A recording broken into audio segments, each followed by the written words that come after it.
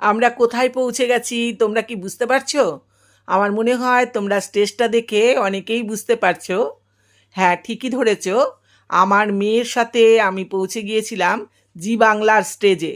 Hello বন্ধুরা, হঠাৎ করেই আমার মেয়েকে জি বাংলা থেকে ডেকে পাঠায় দিদি নাম্বার ওয়ানে পার্টিসিপেটের জন্য।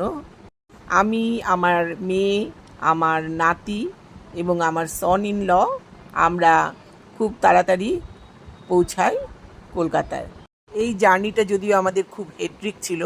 আমরা 10:30টার সময় হাওড়া স্টেশনে পৌঁছেছিলাম এবং সেখান থেকে ফ্ল্যাটে পৌঁছাতে পৌঁছাতে প্রায় রাত্রি 12টা হয়ে গিয়েছিল এবং পরের দিন সকাল 7টার মধ্যেই আমাদের স্টুডিওতে পৌঁছানোর কথা। সকাল 6টায় আমরা ফ্ল্যাট থেকে বেরিয়ে পড়েছিলাম। নাতিকে কোনো রকম ড্রেস চেঞ্জ না করে ওইভাবেই আমাদের নিয়ে বেরোতে হয়েছিল।